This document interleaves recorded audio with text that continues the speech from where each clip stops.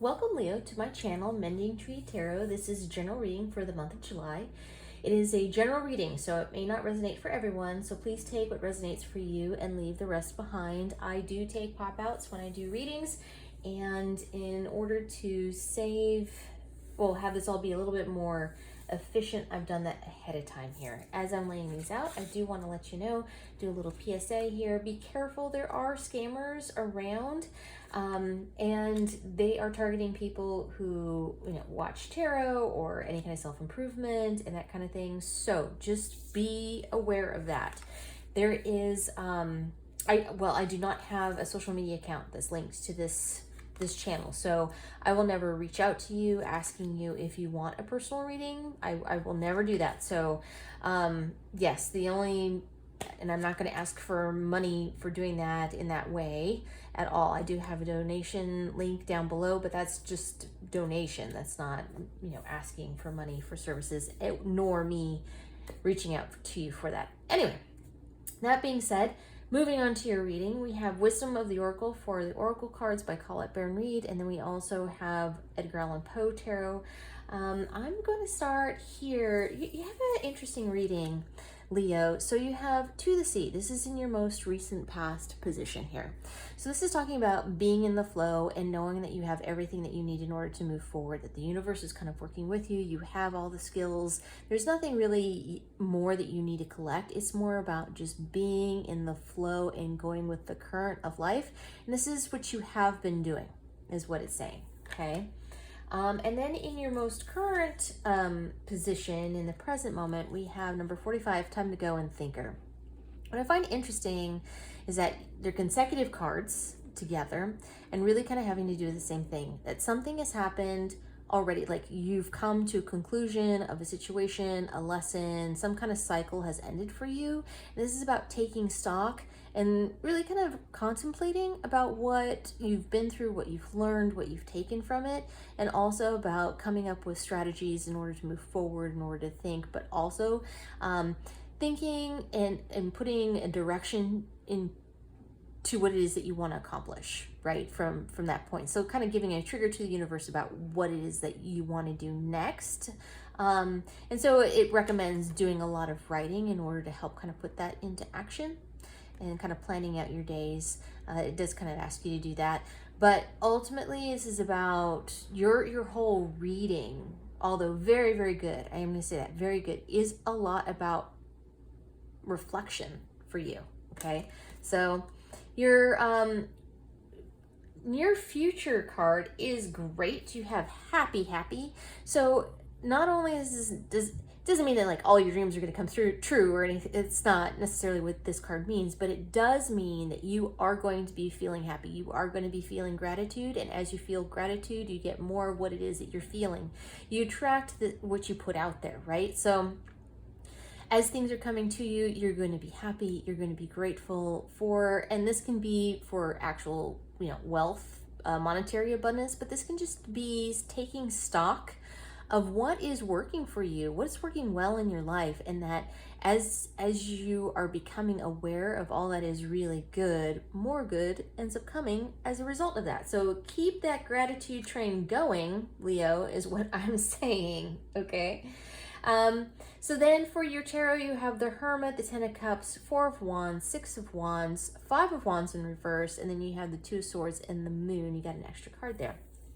So in the most recent past position, you have the Hermit and the Ten of Cups. So again, like I said, your reading, although really great, is a lot about asking you to like go within. So the Hermit is about self-reflection, kind of going inside yourself, looking at you. And the Ten of Cups, again, is you can see with her in particular, it really is about like reflection, inner looking within. But this can be emotional contentment, and this can be with family. Normally means happy family, happy home. It can be like a marriage card. Also, I do want to point out for the Ten of Cups and the Four of Wands, these are both considered to be marriage cards. So you may have either recently met somebody that you are going to marry.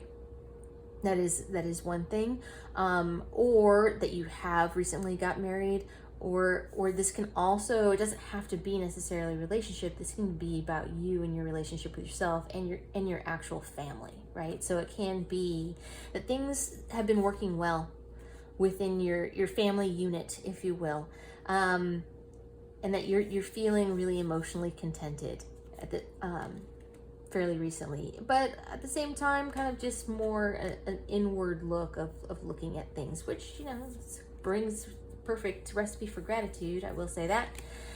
So in your current position, you have the Four of Wands and you have the Six of Wands. So Four of Wands, like I said, can be like the halfway to marriage card. It's a card of celebration, also about support and family support. That's the other thing that I want to say there. So like the alternative things people don't often look at is that this has to do with family support as well. And you have happy home, happy family card here. So it's appearing, and Six of Wands is the card of victory, like outer victory. So it looks like right now things are kind of jiving for you. Things are working in your favor. Relationships are going well. You may be feeling kind of a turn of luck, perhaps. All right. But it also can be as a result of having let something else go in the past, that really you're kind of like on the upswing of having finished a cycle and starting a new one, right? So it's new and it's exciting and all of that. Okay. So in your near future position, if I can pick up the card, we have the Five of Wands, the Two of Swords, and the Moon. So these cards together, same thing. It keeps on saying the same message. I can't get say that enough. I'm sorry. But the Five of Wands in reverse is actually about, in the upright, it's about competition, conflict, fighting, training, all those kinds of things. In the reverse, it's about mending and healing and forgiveness. And so it could be with the Two of Swords, which is also like weighing options, being introspective, being indecisive or not taking action. And then the Moon, which is also kind of, waiting, not taking action, information yet to be revealed, kind of like a wealth of emotion that's underneath the surface and all of that. It really all speaks to, again, it looks like you're doing a lot of inner work here, Leo. That's actually what it looks like. It looks like things have happened and you've been feeling, and you're going to be feeling gratitude and great and wonderful. And it really looks like you're going to be doing a lot of internal healing, which is going to be a really, really good thing. I can't actually stress enough how positive that is, because when you start doing some like reassessing, past and maybe things that you needed to forgive yourself for or look at in a different way, and how you react or to situations or have reacted in the past versus how you choose to react in the future, like all of that, it really looks like you're doing some inner work, some like deep soul searching work, which is going to have you come out on top. It's only going to be a beneficial thing for you, because then you're going to become the person you want to be, the person you choose to be, Leo. So it's actually a really, really good thing. So it looks like you are starting a new cycle in your life, which is going to lead to a lot of personal growth in the best way possible. So I am going to pull an oracle card for advice here for you. I'm using the Shaman's Dream Oracle. And thank you, Spirit Guides, Guardian Angels. Looking for an advice card, please, for Leo for July. Ooh, okay, you got 3. So it looks like we're going to do a little bit here. All right, so you have Spirit of the River, Will-o'-the-Wisp, and Vanishing Mirror. There's a lot of blue here. Okay, anyway, sorry, just side note. For these, I do read from the book, so in case there's messages that I don't want to miss here for you, okay? Especially when it comes to advice. Spirit of the River. Movement toward adventure, addiction to problems, allowing and trusting the current. The spirit of the river invites you to step into the flow, to stop swimming against or avoiding the current. Allow the waters to carry you downstream, away from the eddies and whirlpools. It's time to heed the call of a new adventure waiting for you. Stop working on the problem for a while. The issue is not what it seems. It is your addiction to fixing what has gone bad that is consuming so much of your time. Work to create a greater good, and the bad will resolve itself on its own. There's nothing that you can accomplish with more efforting, as the situations in your life right now are subject to forces beyond your control. Recognize this, step back, and trust the flow. There is no loss of face or lack of honor or integrity. It is simply the way things are at this moment. When this card appears, it is time to say yes to the next leg of your journey. Your life is like a river, inevitably and inexorably flowing to the sea, which is your divine destination. Be fearless and release yourself to the rushing water in the middle of the stream. Whatever it is you are holding on to, the feelings, the thoughts, the beliefs, but how things are or how they should or could be, can be fixed easily with the power of the spirit of the river. Simply let go and enjoy the thrill of the ride. All will be well. Okay. Then we're going to go to 62, Will-O-The-Wisp.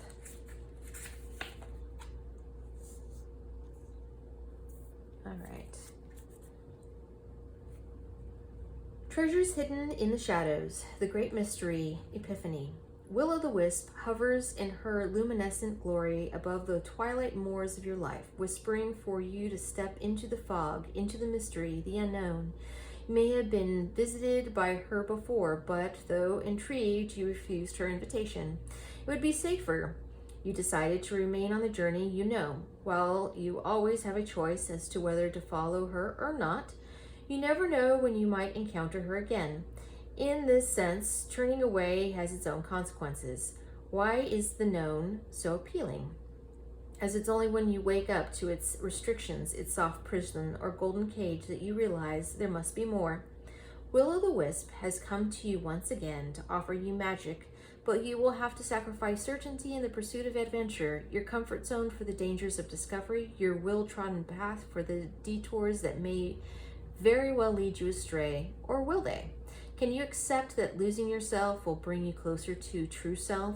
The profound shift of an epiphany can occur when you risk the detour and enter the unknown. Now is the time to trust higher forces to lead you into this place, these worlds hidden, and the threshold between what was and what can be. Here is where you will learn about your own unmaking, to unmask yourself, love what you discover, dark or light. See it all as divine and find a quiet, thrumming power waiting for you to channel it into the world for good. A treasure you find filled with wealth of love and kindness. True prosperity is ripe to share with others. She is here for you now. Will you accept her invitation? A great bounty of goodness awaits you. And last but not least, guys, especially got 3 cards. Nobody else has gotten that many yet. Okay, very unusual. Ego sublimation, letting go of self-centeredness, becoming a vessel of possibility. Do you ever wonder if your self-definition has become too rigid, too fixed around what you've come to learn, so that you contract your life into zones of safe versus unsafe? This here is okay, but over there, well, that might be too risky. Judgment, fear, self-righteousness, and overconfidence are only some of the traits that keep you from evolving. We are all products of our conditioning, so remember that this is part of the human experience. You are not meant to remain static, seeking only what you expect, even if it appears ambitious, is still too narrow. You go nowhere when you hesitate to move out of your comfort zone. When you focus too much on yourself this way, you become a servant of the ego. It edges God out, removing the magic of possibility. Imagine looking into a mirror and seeing only what you are now. If you can let your self-definition soften, moving beyond the veil to your potential, a magical emptiness exists where all things are possible. Look again. Who could you be? What would you see reflected if you allowed yourself to be other than how you define yourself now? Nothing less is required of you now. In this moment, let go of who you think you are and allow a new you to emerge. You will recognize yourself as what you are, a partner in co-creation, in service to the divine. Doesn't it feel good? All right, Leo, I am going to leave it there for you. Thank you so much for joining me here today. I am truly grateful. And for more clarification, check out your sun, moon, and rising signs, and there will be a pick a pile reading for the month as well. If you like what I do, please like and subscribe. It helps others to find the channel, and it lets me know it resonates with you.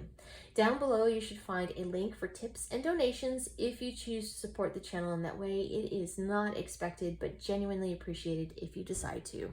Thank you so much, Leo, and I will see you next time.